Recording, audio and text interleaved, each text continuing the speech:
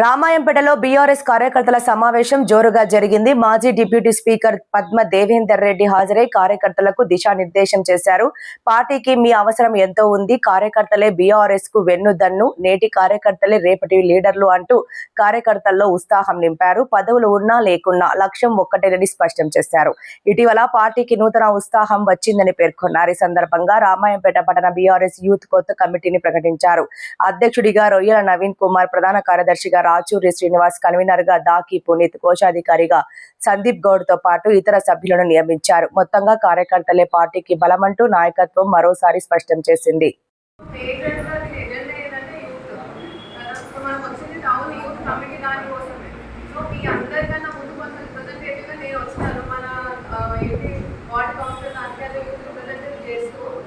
నేను ఎట్లయితే ఈ 3 నెలల్లో ఎంతైతే నేర్చుకున్నానో, నా ప్రచారాల దగ్గర నుంచి ఈరోజు చేసిన ప్రతి ఒక్క వార్డు నుంచి ఏవేవైతే నేర్చుకుంటున్నానో నాకన్నా ఎక్కువ అవగాహన ఇక్కడ మీ అందరికీ ఉంది. ఎందుకంటే నేనన్నా వెళ్ళి కొంచెం ఎక్కడో చదువుకొని వచ్చినాను, అక్కడ తిరిగినాను, ఇక్కడ అంత అవగాహన లేకపోవచ్చు. కానీ 3 నెలల్లో నా వార్డేలో నేను తెలుసుకున్నాను. కానీ మీరందరూ ఇక్కడ నాకు తెలిసి మోస్ట్లీ పుట్టినప్పటి నుంచి పెరుగుతూ చూసిన వాళ్ళు ఉన్నారు, లేకపోతే వేరే ప్లేస్ నుంచి వచ్చి ఇక్కడ స్టే చేసిన వాళ్ళు ఉన్నారు. మీ అందరికీ ఊరి పైన మంచి గ్రిప్ ఉంటుంది, అవగాహన ఉండే ఉంటుంది.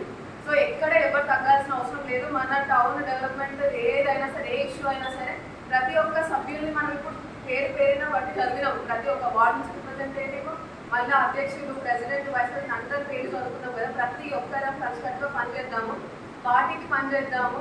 అందరు ఎట్లాంటి విభేదాలు లేకుండా ఒక్క మాట మీద ఉండాలి. ప్రతి ఒక్కరు ఒక మాట మీద ఉండి ముందుకెళ్తేనే మనం ఏదైనా చేయగలుగుతాము. మన యూత్ అంటే ఏదో మనం నిరూపించుకోవాలి. ఇప్పుడు యూత్ నాకు తెలిసి ఇప్పుడు మన టీఆర్ఎస్ దీంట్లో ఉన్నంత యూత్ ఎట్లో లేదు, రారు కూడా. ఇక్కడ ఉన్నంత అంతకన్నా పవర్ మనకి మైండ్ సెట్ అనేది ఏదైనా పని చేయాలంటే ముందు ఉండాలి, పట్టుదలతో పని చేయాలి. ఎక్కడ ఎవరికి నెగ్గొద్దు, తగ్గొద్దు, ఏం చేయాలనుకుంటామో అది చేద్దాము. ఏదైనా సరే నిజాయితీకి ముందు ఉండాలి. మనము ఎవరైనా ఏదైనా అనంటే అది ఫస్ట్ ఇది వదిలేసేయాలి, అసలు పట్టించుకోవద్దు, క్యారీ ఫార్వర్డ్ చేయొద్దు. మనం వచ్చిన పని ఏది, చేసిన పని ఏది ఒక్కటి మైండ్లో ఉంచుకోవాలి. ప్రతి ఒక్కరు అందరినీ కంగ్రాచులేట్ చేస్తున్నాయి. ఇక్కడ ఎవరైతే ఎన్నుకున్నారో ప్రతి ఒక్క ప్రెసిడెంట్ నుంచి ప్రతి ఒక్క సభ్యుల వరకు ప్రతి ఒక్కరికి పేరు రానోళ్ళు కూడా ఏమి రాసుకోవడం అవసరం లేదు. మన పార్టీలో ఉన్నారంటే ప్రతి ఒక్కరికి అంతే ఉంటుంది. మనకి ఏదో రోల్ ఉంది కాబట్టి మేము ఇక్కడ ఉన్నాం. రోల్ లేకపోయినా సరే బీఆర్ఎస్ పార్టీలో ఉన్న ప్రతి ఒక్క కార్యకర్తకి అంతే ఇంపార్టెన్స్ ఉంటుంది. అంతే కష్టపడి పనిచేద్దాం. Thank you so much. పేరు పేరున హృదయపూర్వక నమస్కారం తెలియజేస్తూ, ముఖ్యంగా రాబోయే 2 సంవత్సరాలు బీఆర్ఎస్ పార్టీకి, ముఖ్యంగా మన శ్రేణులందరికీ, మీ అందరికీ అత్యంత పరీక్షాకాలం. ఎందుకంటే రాబోయే భవిష్యత్తు మీదే, యువతరం అనేదే. యువకులు గట్టిగా ఉండి ఈ 2 సంవత్సరాలు మీరు పోరాడితే మీరు ఖచ్చితంగా 5 సంవత్సరాలు 10 సంవత్సరాలు మళ్ళీ బీఆర్ఎస్ ఎదురుంటుంది. బీఆర్ఎస్ పార్టీ ఎదురుండకుండా కేసీఆర్ నాయకత్వంలో పనిచేస్తుంది. కేసీఆర్ నాయకత్వంలో, కేటీఆర్ గారి నాయకత్వంలో, పద్మ దేవేందర్ గారి నాయకత్వంలో, మన తిరుపతి రెడ్డి గారి నాయకత్వంలో, అందరి నాయకుల, సుభాష్ రెడ్డి నాయకత్వం, పార్టీ లైన్లో మనం పనిచేద్దాం. యువతరం అంతా భేదభావాలు మరవండి. మన ఒకటే ఎజెండా, బీఆర్ఎస్ అభ్యర్థిని గెలిపించడం మన ఎజెండా, కేసీఆర్ ముఖ్యమంత్రి చేయడం మన ఎజెండా. మనం ఎజెండా ప్రకారంగా పోదాం. మన మధ్యలో ఏమైనా చిన్న చిన్న భేదాలు అంటే అందరినీ కలుపుకొని పోదాం. ప్రతి ఒక్కరికి ఖచ్చితంగా పదవి వస్తుంది. ఎందుకంటే నేను కాంగ్రెస్ పార్టీలో 40 సంవత్సరాల నుండి అధికారం వచ్చిన తర్వాత 2.5 సంవత్సరాలు ప్రతి ఒక్కరి పదవి ఇవ్వడానికే పోరాడి అక్కడ ఉన్నప్పుడు మీ అందరూ తెలుసు. నేను ఏ బీఆర్ఎస్ కార్యకర్త మీద, నాయకుల మీద కేసులు పెట్టకుండా ప్రయత్నించిన నేను ఏ పార్టీ మీద కూడా, బీజేపీ బీఆర్ ఎవరి మీద పెట్టవద్దు. ఇలా మనం ఉంటాం, రేపు వాళ్ళు ఉంటారు. కానీ కొంతమంది బీఆర్ఎస్లో పద్మక్కలు వాడుకొని లాభపడ్డ ఆస్తులు సంపాదించుకున్న నాయకులు అక్కడికి వచ్చి కేసులు పెట్టి మనకు పూర్తి చేయడం జరిగింది. అదే కాంగ్రెస్లోకి వచ్చిన తర్వాత, వాళ్ళు పార్టీలోకి వచ్చిన తర్వాతనే కేసులు ఒకరిద్దరి మీద బీఆర్ఎస్ నాయకుల మీద తప్పితే అంతకుముందు నా నాయకత్వంలో కాంగ్రెస్ పార్టీ పనిచేసినప్పుడు 2-3 సంవత్సరాలు ఒక్క కేసు కూడా ఎవరి మీద పెట్టి, ఏ పార్టీ నాయకుల మీద కానీ, ఇతర పార్టీ నాయకుల మీద కానీ, ప్రజల మీద కానీ ఇందులో బాగా సంపాదించుకున్న నాయకులే, పద్మక్కను వాడుకొని సంపాదించుకున్న నాయకులే అక్కడ సాటి చెప్తూ కేసులు పెట్టించడం జరిగింది. అది గమనించుకోవాలి మీరు యువతరం అంతా. ఎందుకంటే మంచి నాయకుడు ఎక్కడున్నా మంచి నాయకుడిగా ఉంటారు. మనం కేసుల జోలికి పోయేలేదు. మన కార్యకర్తల జోలికి ఎవరు వచ్చినా వదిలిపెట్టే ప్రసక్తి లేదు. మెదక్ నియోజకవర్గంలో ఖచ్చితంగా గ్రామం నేను పర్యటిస్తా. కార్యకర్తలు అందరికీ అండగా ఉంటా. పద్మక్క నిలబడుతుందా, నిలబడేది మనకు సంబంధం లేదు. కేసీఆర్ గారు చూసుకుంటారు, హరీష్ గారు చూసుకుంటారు, పేరు పద్మక్క చూసుకుంటారు. పద్మక్క ఇచ్చినా గెలిపించే బాధ్యత మనది ఒకటే ఎజెండా. మన పార్టీ అభ్యర్థిని కనీసం 20-30 వేల మెజార్టీలు గెలిపించడానికి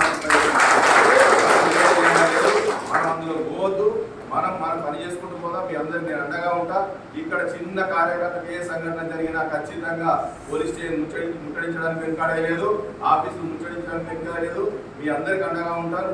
ఖచ్చితంగా మర్చిపోండి, పాత రోజులు మర్చిపోండి. రాబోయే రోజు ఉద్యమాలు గడ్డ. ఎందుకంటే ఎన్నికల సమయంలో ఎన్నికల కొద్ది రోజుల ముందు రెవెన్యూ డివిజన్ ప్రకటించడం జరిగింది. అదే సమయంలో డిగ్రీ కాలేజ్ ప్రకటించడం జరిగింది. డిగ్రీ కాలేజ్ ఇంప్లిమెంట్ అయితే డిగ్రీ కాలేజ్ నడుస్తుంది. రెవెన్యూ డివిజన్ అటెండర్ ఇచ్చారు, ఆఫీస్ ఇచ్చారు. ఆ ఎలక్షన్ల సమయం వచ్చింది కాబట్టి ఆర్డీఓని ఇవ్వలేదు. కానీ దాన్ని తప్పుగా చూపిస్తూ ఇలా 2.5 సంవత్సరాలైనా ఆర్డీఓని ఇవ్వలేదు, మనకు అలాట్ చేయలేదు. దాని గురించి 2 సంవత్సరాలు ఎమ్మెల్యే ఇవ్వండి రివ్యూలు ప్రతి రివ్యూల కలెక్టర్ దగ్గర రఘునందనరావు సాక్ష్యంగానే నేను పోరాటం జరిగింది ఆర్డీఓని అలాట్ చేయమని. కానీ అది చేత కాలేదు. కానీ ఇప్పటికీ కానీ మేము హామీ ఇవ్వలేదు అనుకున్నాం. ఆ టైం వచ్చినప్పుడు నేను అన్ని మాట్లాడతా విషయాలు ఎన్నిక మన నియోజకవర్గం పోవడానికి పద్మకు ఒకటే కారణం మనకు మాట్లాడలేదు. దాని కౌంటర్ ప్రతి దానికి మన దగ్గర సమాధానం నా దగ్గర ఉంది. సమాధానం ఏం చెప్తాను అన్నిటికీ. ఎందుకంటే అప్పుడు పద్మక్క పోటీ చేసినప్పుడు వాళ్ళు కూడా పోటీ చేశారు. పద్మక్క గెలిచినప్పుడు వాళ్ళు ఓడిపోయారు. ఓడిపోయిన పని ఏంది, మనం ఓడిపోయారు. మనం పని చేస్తే ఉద్యోగం చేస్తారేమో మన కాన్స్టిట్యూన్సీ కావాలి. వాళ్ళు ఉద్యోగం చేసి అప్పుడు చేయలేదు. చివరి ఎమ్మెల్యే ఉన్నారు, హనుమంతరావు గారు ఉన్నారు. ఆయన ఎందుకు అడగడం డివిజన్ మన కాన్స్టిట్యూన్సీ కావాలని ఒక పద్మక్క అండగా మనం అందరం ఉన్నాం. పద్మక్క ఏ ప్రెసిడెంట్లో మాట్లాడేది అది ఏదున్నా మనమే మాట్లాడదాం, మనమే తిరగబడదాం, ప్రతి దానికి సమాధానం చెప్దాం. లోకల్ నాయకులకు కౌంటర్గా మీ యువతలకు చెప్పాలి. ప్రతి ప్రెస్ మీట్ లో మీరు ఉండాలి. మీరే మీ కమిటీ చెప్పాలి. ప్రెస్ మీట్ లో ఇక్కడ ఉన్న లోకల్ నాయకులందరికీ మీరే మాట్లాడాలి. వాళ్ళ పెద్ద నాయకులు నేను మాట్లాడతా కౌంటర్ మన నియోజకవర్గంలో ఇక్కడ నుంచి మన తప్ప మాట్లాడాలి. గెలిచే వారికి ఎన్నికలు వచ్చి మన అభ్యర్థులు గెలిచే వారికి వాళ్ళు మనమే తిరగబడదాం, మనమే మాట్లాడదాం, మనమే పోరాడదాం. ఎవరిని వదిలిపెట్టే ప్రసక్తి లేదు. వాళ్ళ చిక్కాంతం మన దగ్గర ఉంది, వాళ్ళ దందాలని మన దగ్గర ఉన్నాయి. మంచిగా ఉంటే మంచిగా ఉందాం, లేకుంటే తిరగబడదాం. ఎవరు అయ్యేకి లేదు, తాతకి లేదు. మీరందరూ ఎవ్వరు దాతనే ప్రదర్శన ఏ ఒక్క కార్యకర్త చిన్న సంఘటన జరిగినా మీ ఇళ్ళ ముందు మేము ఉండకపోతే మీ ముఖం చూసి మీ అందరికీ 24 గంటలు రామాయపేట ఎక్కడో తిరిగి వచ్చినా రామాయపేటకి వస్తుంది. మీకు 1 గంట మీ పూర్తి లేకపోతే మీరు మీ అందరికీ చెప్తున్నాను. మీరు భయపడలేదు, మనం అండగా ఉందాం. అక్కడిని గెలిపిద్దాం, తిరుపతిరెడ్డికి గెలిపిద్దాం, సుబ్బారెడ్డికి గెలిపిద్దాం, అందరినీ గెలిపిద్దాం. పార్టీ నాయకత్వం ఏదిస్తుంది. మనకి ఎవరితో చిన్న భేదాభిప్రాయం అవసరం లేదు. మనం ఇబ్బంది పడవలసిన అవసరం లేదు. మన పార్టీ గెలవాలి, మన నాయకులు ఎమ్మెల్యేలు గెలవాలి, మంత్రులు కావాలి. మనం అన్ని చూద్దాం. మీ అందరికీ చిన్న పని చేయకుండా మీ ఇళ్ళ ముందు కూడా మనం పోరాడదాం. మీకు అండగానే ఉంటా. మీ ఇళ్ళ ముందు కూడా మనం పోరాడదాం. ఖచ్చితంగా మీరు అందరూ కలిసికట్టుగా పనిచేయండి. ఇప్పటివరకు ఏం జరిగిందో నాకు తెలియదు. ఈ రోజు నుంచి కొత్త లెక్క చేద్దాం, కొత్త లెక్క పార్టీ నడిపిద్దాం. వాళ్ళ రూపల్స్ అని మన దగ్గర ఉన్నాయి. ఎవ్వరిని వదిలిపెట్టే ప్రసక్తి లేదు. వాళ్ళ ఉత్తరంలో బెదిరింపులకు భయపడే ఏ కార్యకర్త చేయడం ప్రకటించుంది. ప్రెస్ మీట్ అని మీరే పెడతారు. ఇదే ఆఫీస్ నుంచి ప్రెస్ మీట్ నడుస్తాయి. ఎవరిని పదే ఎవరిని వదిలిపెట్టే ప్రసక్తి లేదు. ప్రతిదీ లెక్క తీసుకుందాం. మీ అందరికీ మరొకసారి నూతనంగా నేను కమిటీకి శుభాకాంక్షలు తెలియజేసి మీ అందరికీ బాగుంటుంది. నా నోట్లకి మాట రాకుండా నవీన్ పేరు వచ్చింది. అసలు కంగ్రాచులేషన్స్. ఎందుకంటే ఆదర్శంగా నిలుస్తాడు, అన్ని విధాలా అందరికి అండగా ఉంటాడు.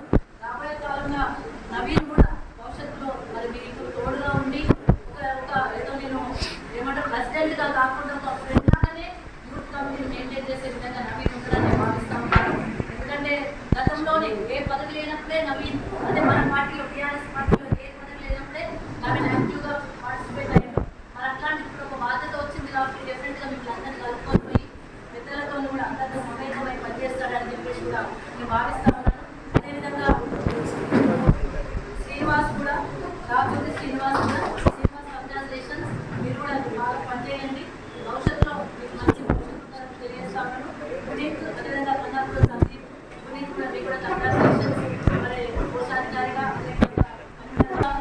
అందరూ మన జరిగే ఎన్నికలలో ఒక్కొక్క లీడర్ను మనం ఎవరైనా ఒక లీడర్ ఇప్పుడు కేసీఆర్ గారికి ఇన్స్పిరేషన్ అని చెప్పుకుంటాం. అట్లా నేను కొంతమంది కొన్ని నాయకులు ఇన్స్పిరేషన్గా భావిస్తాను. కానీ నేను మాత్రం రామాయణపేటలో పనిచేసిన యూత్కి నేను ఇన్స్పైర్ అయ్యా.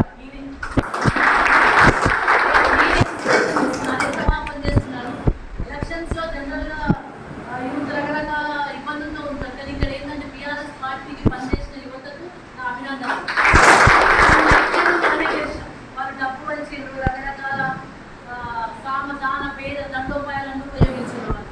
అయినా ఎక్కడ వెరవకుండా వెనుకకు తగ్గకుండా ఎక్కడ కూడా మేము వేసుకొని నిజాయితీగా పనిచేసి టీఆర్ఎస్ పార్టీని గెలిపించుకుంటామనే ఒక దృక్పథంతో ఒక పట్టుదలతో పనిచేసిండ్రు మీరు.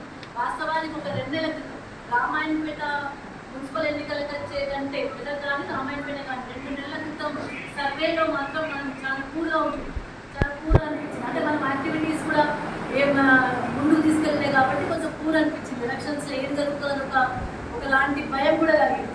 కానీ ఒక నెల తర్వాత మళ్ళీ సర్వే చేయిస్తే కొంచెం పాజిటివ్గా వచ్చినాం.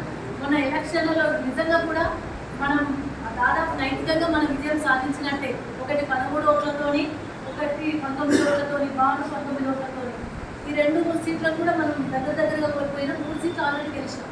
అంటే ఆల్మోస్ట్ 50% ఓటింగ్ పర్సెంటేజ్ చూస్తే కేవలం 4500 ఓట్లు మాత్రమే తేడా ఉంది. అంటే అంతవరకు తీసుకెళ్ళగలిగినంత కేవలం నేను మనస్ఫూర్తిగా చెప్పగలుగుతున్నా మీరు చేసిన పనికి. పట్టుదలతో పనిచేసిన విధానంతోనే డెఫినెట్గా టీఆర్ఎస్ పార్టీ రామాయణపేటలో మళ్ళీ పునర్జీవం పోసుకొని మళ్ళీ ముందుకొచ్చి అంత సావధాన పేద దండోపాలు ఉపయోగించిన ఆ ఎమ్మెల్యే గారు కావచ్చు, ప్రభుత్వం కావచ్చు, అధికారులు కావచ్చు, వాళ్ళందరికీ ధీటుగా నిలిచి మళ్ళీ నిలదొక్కుని ఒక అడుగు వెనకేసినంత మాత్రాన సింహం ఓడిపోయినట్టు కాదు, మళ్ళీ పులి పంజా విప్పినట్టు ముందుకు అడిగేయడానికి అన్నట్టుగా మీరందరూ విజృంభించారు. డెఫినెట్గా మీకు అభినందనలు.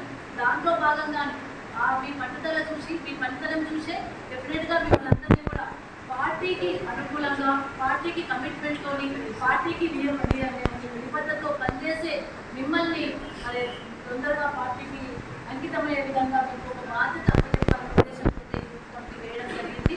దీంట్లో మీకు కూడా చాలా ఉత్సాహంగా ఉంది. ఏదైనా తప్పకుండా సాధించాలి, కేసీఆర్కి అండగా నిలబడాలి, రేపు టీఆర్ఎస్ పార్టీని అధికారంలోకి తెచ్చుకోవాలి, అధికారంతో పాటు కేసీఆర్ వల్లనే అభివృద్ధి అనేది సాధ్యమైంది. గతంలో 10 సంవత్సరాలు కేసీఆర్ గారు అభివృద్ధి చేయగలిగినారు, మళ్ళీ రేపు భవిష్యత్తులో కూడా అభివృద్ధి కేసీఆర్ వల్లనే సాధ్యమైంది అనే ఒక నినాదంతో